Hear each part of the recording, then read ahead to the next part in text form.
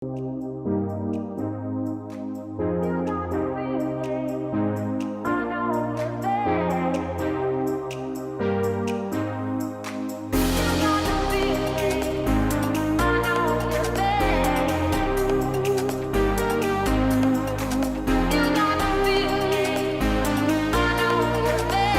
moi, une situation d'impunité, c'est juste une situation d'injustice.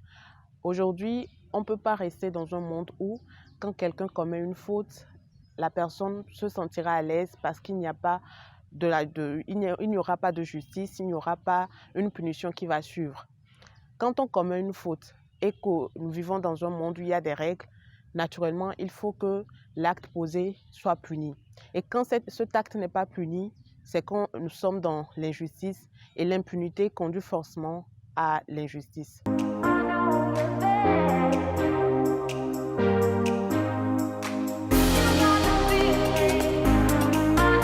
Alors déjà, il faut dire que l'impunité entraîne la persistance des cas d'impunité. Et la persistance des cas d'impunité entraîne plusieurs conséquences. Nous pouvons parler déjà du fait, par exemple, qu'une personne, en sachant qu'elle ne sera pas punie, continue par faire ou par poser l'acte. Ça entraîne plusieurs victimes. Et ça élargit le champ pour d'autres personnes de poser les mêmes actes.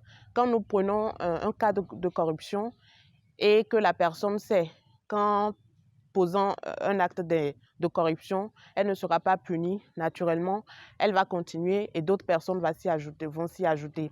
Quand nous prenons par exemple les cas de violence conjugale, un homme qui bat sa femme et qui sait qu'il n'y a pas une loi ou qu'on ne pourra pas punir son acte, va continuer forcément par poser l'acte. Et cela permettra ou cela va renforcer son autorité, va renforcer l'acte qu'il pose et continuera par encourager d'autres personnes à le faire, notamment au sein du cercle familial, les enfants ou les futurs enfants. Et en même temps, ça a des répercussions sur la femme. Cette femme qui sera non seulement blessée, elle va en vouloir à la société en général. Elle n'aura pas confiance en elle. Elle va continuer peut-être par se morfondre ou à dire que c'est de sa faute si aujourd'hui elle subit une violence. Donc le fait de savoir par exemple que dans ce cas, en allant à la justice ou en allant à la police, la personne ne va pas subir des conséquences, ne va pas être punie, cette femme va se renfermer sur elle et peut-être finalement elle va finir par se suicider ou si elle tient, elle aura des répercussions psychologiques. Donc quand on ne punit pas des actes qui méritent d'être punis ou quand on continue dans l'impunité, on élargit le champ à d'autres actes, on élargit le champ des victimes et la société sera peinte beaucoup plus en noir qu'en blanc.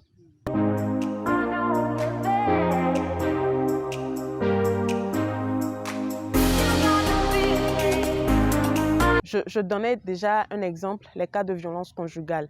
Aujourd'hui, je pense qu'il est temps d'arrêter de régler ces cas dans le cercle familial. De dire que parce qu'un homme a battu sa femme et que c'est sa femme, il ne faut pas le punir. Quand on ne punit pas l'homme, aujourd'hui, il le fera demain. Et si aujourd'hui, la femme n'a eu que de blessures, demain, elle pourra avoir peut-être plus grave ou même quitter ou perdre la vie. Il est important que quand une femme vient se plaindre au niveau de la police, que le policier prenne en cause ou prenne au sérieux la dénonciation, qu'il fasse ce qu'il faut pour que l'homme soit puni. C'est vrai que c'est le mariage, c'est le mari, mais il faut que la personne ou le mari sache qu'en posant cet acte et que la femme parte se plaindre, il sera puni. Ce n'est plus une affaire de « on va régler ça en famille, c'est ton époux, qu'est-ce que les enfants vont devenir ?» Une fois on le fait, deux fois on le fait, je pense que la situation va s'améliorer. Également pour les employeurs. Quand une femme aujourd'hui est enceinte, dans le secteur privé, les forces sont grandes pour que celle-ci, après l'accouchement, se retrouve à la maison parce que l'employeur trouvera qu'elle ne sera plus active, elle ne sera plus productive et l'employeur ne veut pas payer les congés. Et donc, quand dans le secteur privé, on continue par voir des employeurs qui licencient des femmes enceintes ou qui mettent fin au contrat parce que la femme est enceinte, je pense que ce cas va continuer parce que l'employeur sait qu'il n'y aura pas de sanction et c'est un cas d'impunité que moi je souhaite vraiment qu'on puisse qu'on puisse mettre fin à ce cas. Et aussi, il faut dire qu'au niveau du secteur privé, quand on dit aujourd'hui qu'on souhaite que les filles, les femmes aient les mêmes chances de réussite dans les entreprises, c'est qu'il faut aussi permettre à celles-ci d'avoir les mêmes conditions de travail que les hommes. La femme, naturellement, donnera naissance. Quel est ce patron, quel est cet employeur qui dira qu'il est venu au monde magique, par magie? Personne. Donc, forcément, nous tous, nous sommes passés par le sein, nous sommes sortis, nous avons été dans le ventre. Et un employeur n'a pas le droit de licencier une femme parce qu'elle est enceinte. Donc, les contrats doivent être clairs. Une femme qui est enceinte ne mérite pas d'être renvoyée. Et quand cela arrive, que l'employeur se sente inquiété.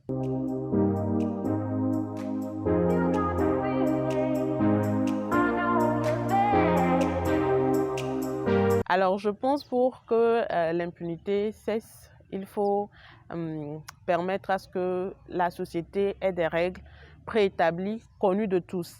Parce que quand on ne connaît pas les règles ou quand on ne connaît pas la loi, forcément, on est amené à ne pas la respecter. Donc, que les lois que nous élaborons ou que les lois qui existent soient connues de tous. Et quand ces lois sont élaborées, il faut qu'on tienne également compte de la proportionnalité de l'acte et de la loi. Les sanctions ne doivent pas être plus dures que l'acte posé. Les sanctions ne doivent pas être flexibles par rapport à l'acte posé.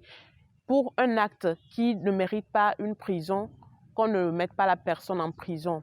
Pour un acte qui mérite des travaux d'intérêt général, qu'on mette cette personne aux travaux d'intérêt général. Cela permettra que tout le monde se sente vraiment concerné par la question d'impunité et parce que j'ai donné tout à l'heure l'exemple d'un mari violent avec sa femme. Quand le mari sait par exemple qu'en frappant sa femme, il n'ira pas en prison, que la femme aussi sait que le monsieur n'ira pas en prison, je pense que la femme se sentira beaucoup plus libre d'aller dénoncer ce mari. Et le policier aussi ou l'agent ne dira pas qu'il faut régler ça en famille. Parce que pour moi, pour cet acte, la prison est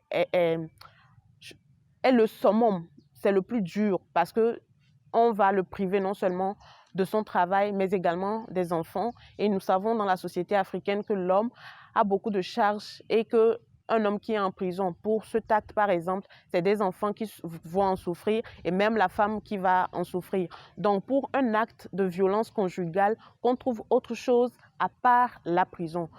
Et c'est un exemple que j'ai donné. Il faut que sur chaque situation, on puisse trouver le juste milieu pour que chaque acte puisse être puni, mais puni de façon à ce que ni la victime ni l'auteur ne se sentent lésés ou ne se sentent frustrés.